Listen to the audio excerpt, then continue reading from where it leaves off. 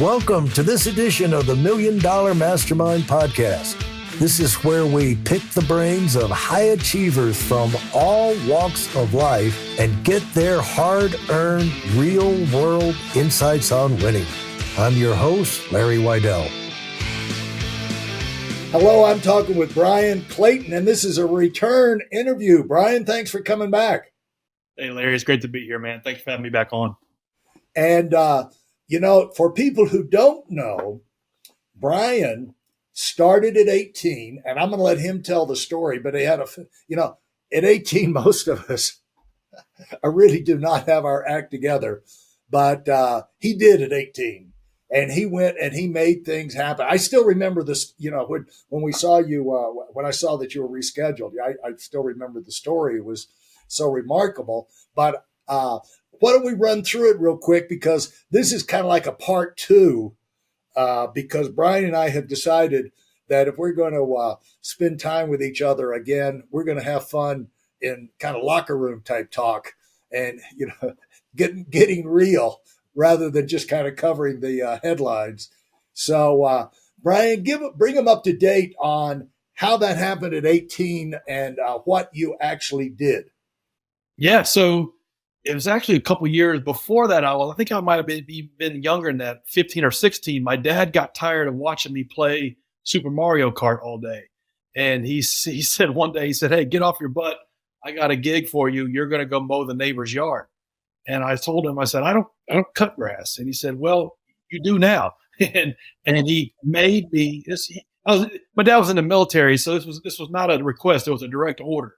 And he made me go mow the neighbor's grass. And I begrudgingly did that. And I remember when I got done, I got paid $20 for an hour of work. And in 1996, that was a lot of money.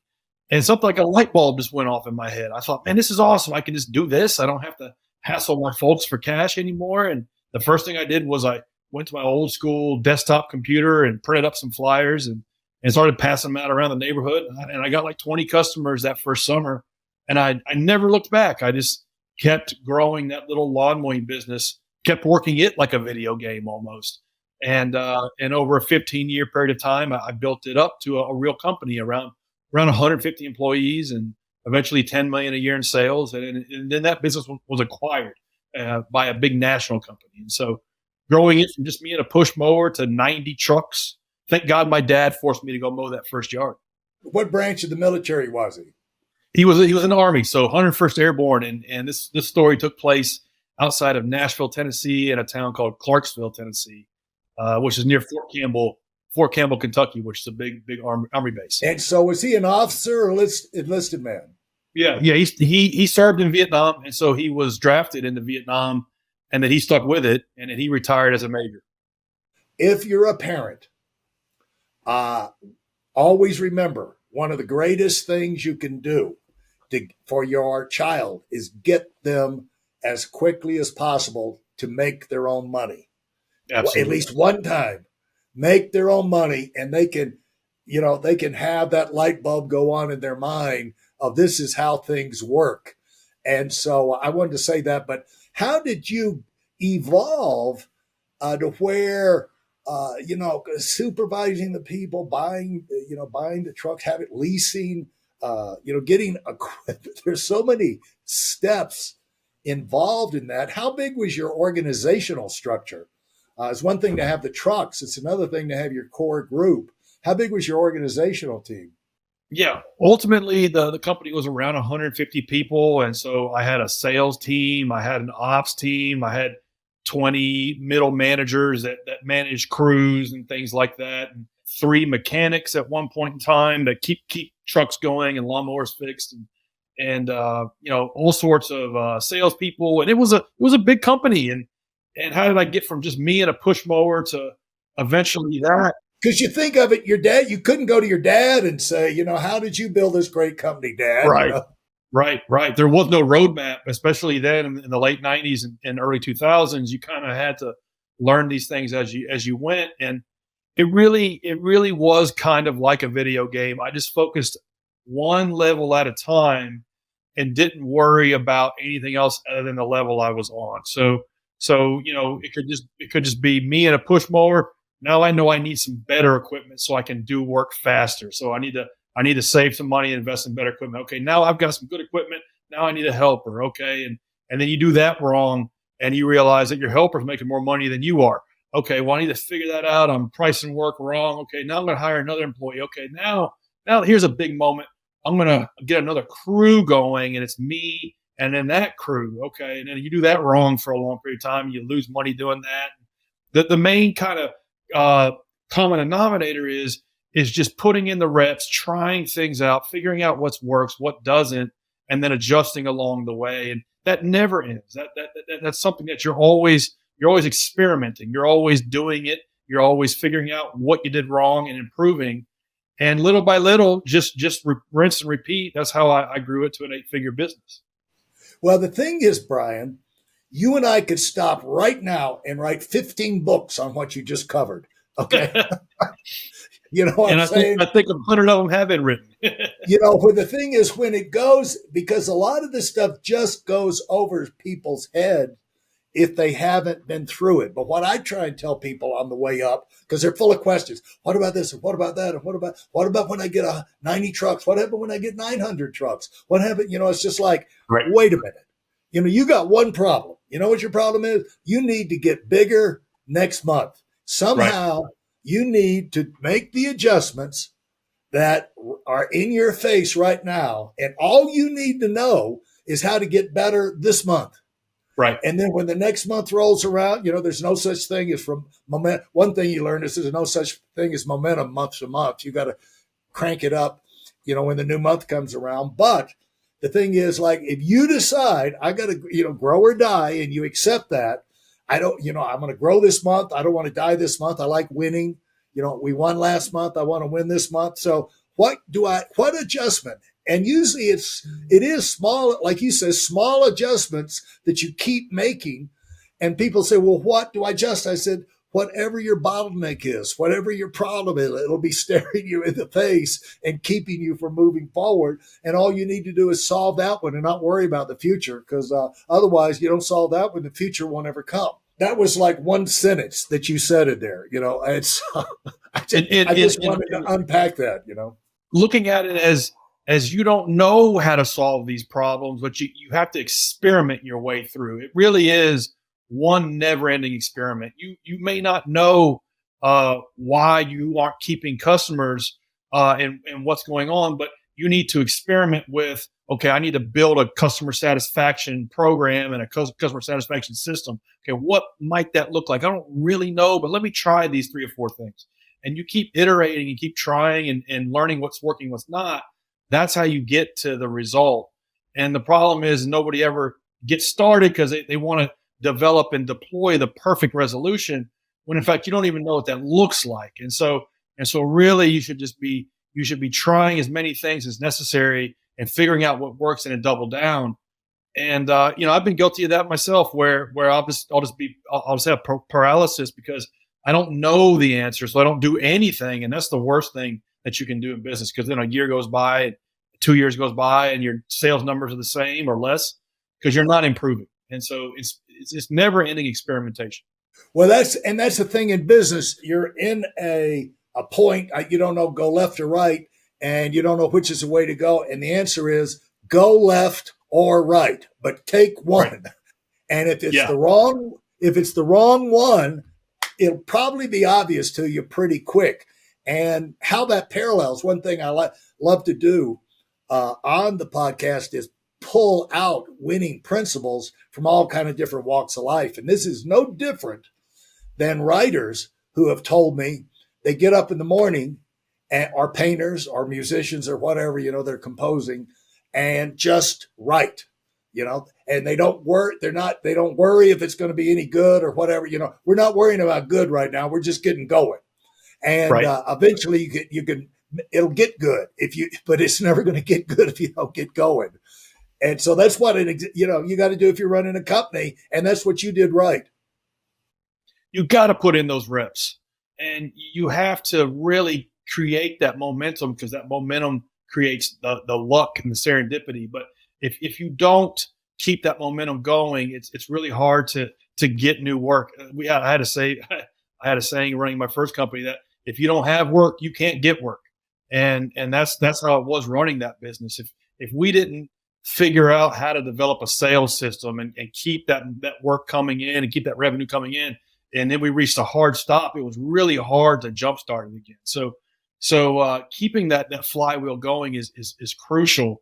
And the only way I know to do it is just to keep the reps and keep putting the reps in and keep experimenting.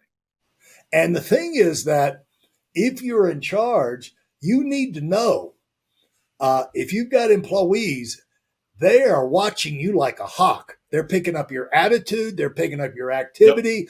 And if you slow down, you hesitate when you run into problems, you're up and down in your energy level and this, that, and the other, they're going to copy that same thing. They're going to take their cue from you, and especially any kind of negative activity. That happened to me in year 7 or 8 of my first business. I'll remember this very clearly. I was driving to the office one morning at 5:30 in the morning, and I had this knot in my stomach. I didn't want to go there. I did not want to go there. I didn't like a lot of the people that work for me. A lot of our customers were pissed off at us. A lot of our vendors were late getting paid. A lot of our customers owed us money, and it was just a miserable place. And I thought, man, this sucks. And I felt like a victim. I felt like, how did this get so bad? And then I thought, you idiot, you built this. You created all of this. All of this is your doing. You made every single piece of this, and all of this is your fault. And so I think as the founder of the business, you get exactly the company culture you deserve. You get exactly the level of enthusiasm from your people that you deserve. They're mirroring your enthusiasm. Your customers, you get exactly the type of customer you deserve. Because that's this, you recruited them, you brought them into the business. Same thing with employees, and so it's important for us to remind ourselves of that we get exactly the business we deserve because it's our creation, and a lot of it does start with our attitude and our level of enthusiasm and our mission.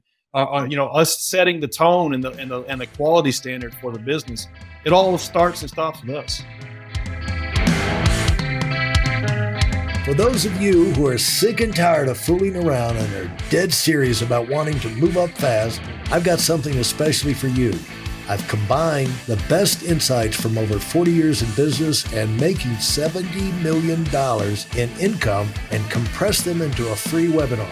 That's right, it's a free resource. If you want to find out exactly what the concepts are that I use in coaching $1 million earners, register now at WeidelOnWinning.com. You'll discover the 5-part framework used by so many to reach their financial, personal, and professional goals. You can find that link in this episode's show notes.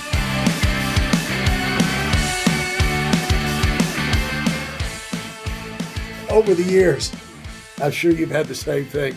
A manager or team leader will come to you and say, my people, I just drive me nuts. I need some help on this. My people, they're just not motivated.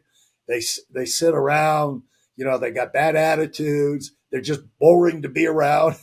And I usually break out and start laughing. I said, well, they're getting all of that from you. You're boring. Right. You're That's boring. Right. You're up and down.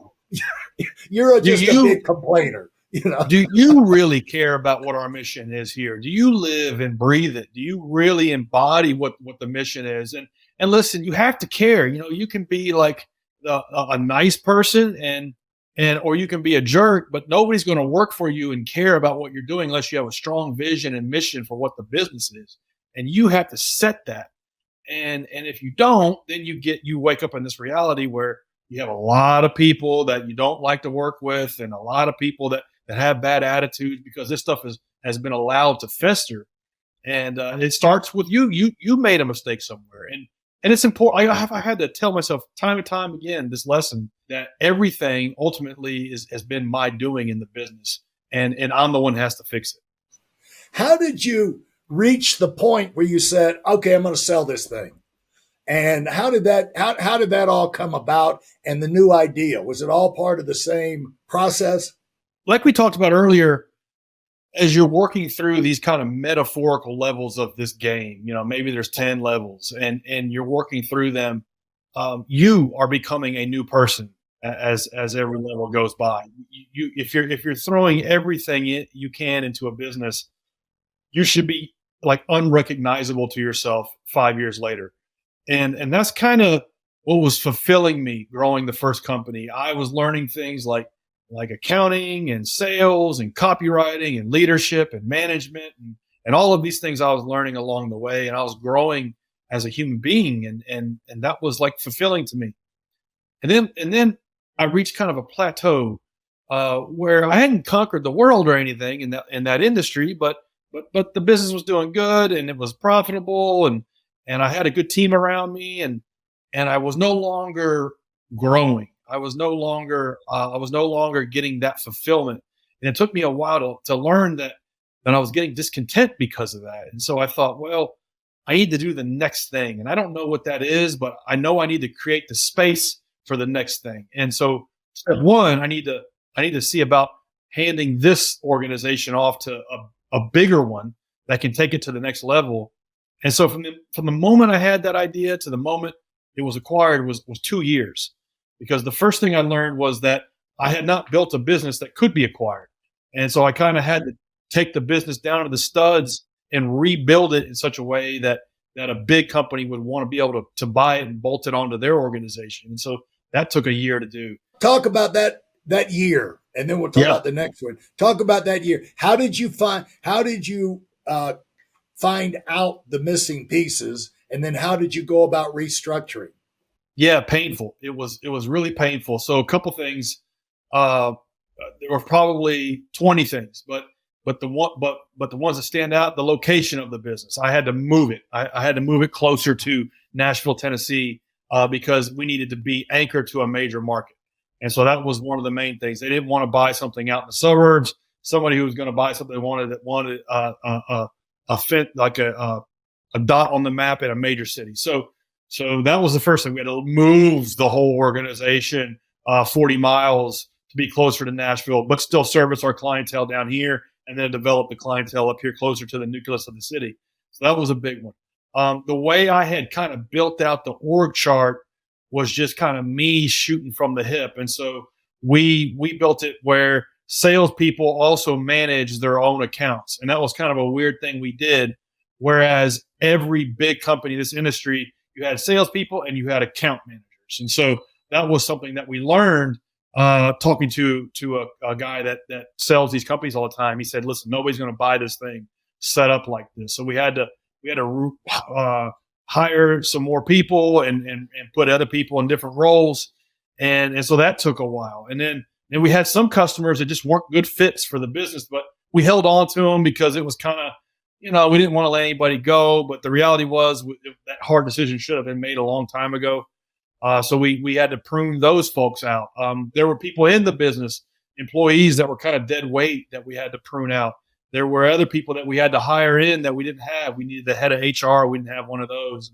So all of these things, and the accounting, we were running the accounting just in standard bookkeeper, QuickBooks, talk to the accountant once a year, when these books really needed to be in GAAP, generally accepted accounting principles. And so that took 6 months to clean up. So there was just all of these things that I didn't know that I kind of learned on the fly from, in large part, from this broker that we hired to help, to shepherd us along.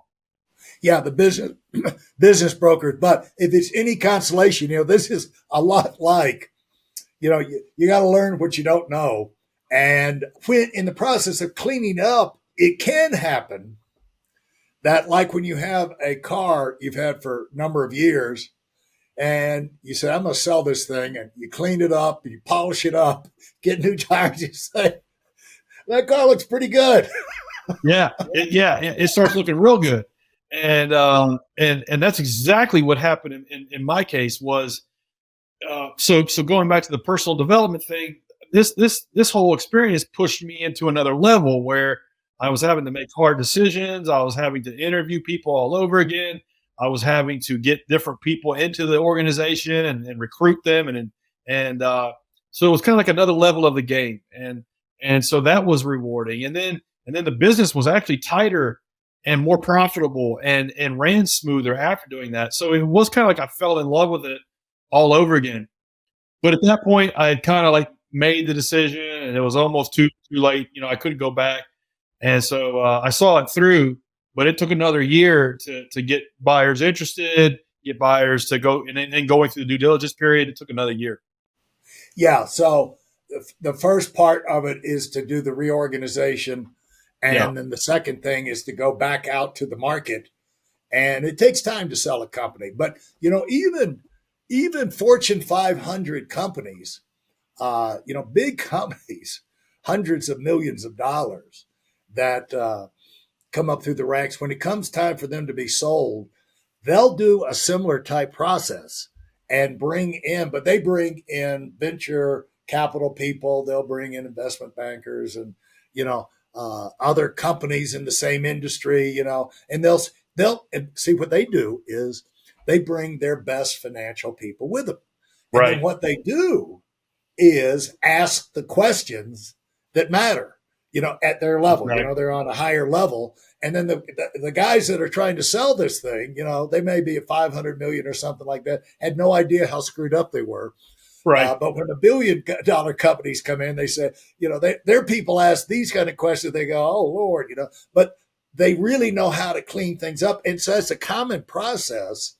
And if you're building a company, you can save yourself a lot of time by thinking, in terms of one thing that a company will want to have is they want to have a management team. They want things that are not run, out of their back pocket. Right. And, the more you can run standard practices and things that people are familiar with, the easier it is for bigger companies basically to absorb, because it's basically easier for them to see how this could work for them because they see how it's working for you. Exactly. They don't want to buy a bunch of problems, and they don't want to buy something that's not running smooth. It really kind of has to run without you, the founder. And up until that point, that wasn't the case with my business. And ideally at this mid-level market, small market level, you work a 5-year plan to get the business acquired. So you say, okay, I want to sell the business in 5 years. Then you start building it that way. You really don't want to be on the goal line and having to restructure the thing like I had to, because it almost cost me the deal a couple of times. And then also the way you run a business that you intend to have acquired at some point is very different than the way you run a business that is a lifestyle family business. And just a quick anecdote of that was I one time in Las Vegas toured a Ferrari dealership about 20 years ago. And I remember that Ferrari dealership. I remember seeing the mechanic shop, the mechanic area, and you could eat off the floor. It looked like a doctor's operating room. And that was just inspiring to me. I was like, man, if this shop is so clean and it looks like a doctor's operating room, imagine how good that car is. Imagine how good the front of the shop is. And so that was inspiring to me. And so I took that to my little landscaping business. And so we had a big 12,000 foot facility that serviced vehicles and kept our fleet going. And I felt like that if we kept that place clinically clean and organized, kept the office clean and organized, kept our grounds immaculate, that would translate into the quality of our services we gave our clients. Now, I couldn't measure that. I didn't know if that had any real effect or not, but I probably spent $40,000 or $50,000 a year maintaining that standard. If you're running a business that you intend to sell, you can probably cut something like that out. And guess what? That's 50,000 times 8. And so you do the math that you basically will get paid more when you go to sell, because you're basically getting a multiple 5, 6, 7, or 8 on your net profit. So if there's discretionary things like everything I just said that you could cut out that may or may not necessarily show up on the bottom line or show up in the client offering, you need to do it. And so that was something nobody told me. So there was all kinds of things like that. So for anybody out there listening that maybe want to sell your business one time, you need to like run it by the spreadsheet. Don't run it by the heart. It's hard to have confidence if you're thinking about buying a business that's run by half a dozen super charismatic Rambos. Yeah. And who knows what they do? They just go out there and they get the job done. Yeah. Yeah. Yeah. No, nobody wants to buy that. Right. And the thing is, and, our people, we're probably talking past where most people are, but it's good to think about it. That's a common thing companies do. This is one reason they go into radio silence when they're getting ready to sell. If it's a public corporation, you got to keep your mouth shut. You go to jail because it's stock manipulation, but it's good to go like radio silent when you've decided to sell. And a lot of times you don't know that if you're an entrepreneur. But, to keep your people confident, they don't need to be thinking about it. If they know you're going to do it, they're going to it's better smoke and mirrors, and business as usual, keep their eye on the ball, moving forward. We've got our targets we're going for, and then do all this other stuff. But to cut back and streamline the profitability, it's a common thing that people do when they're getting ready to sell. That was a great point that you brought that up, to get people that when they get to that point, because we're assuming success on this, when they get to that point, that they will have that idea, that awareness in their thinking. Thank you for listening to part 1 of this episode of the Million Dollar Mastermind podcast. Commit to your personal and professional evolution with our free training video. It's designed not just as an educational session, but as a transformative journey for those bold enough to aim for the stars.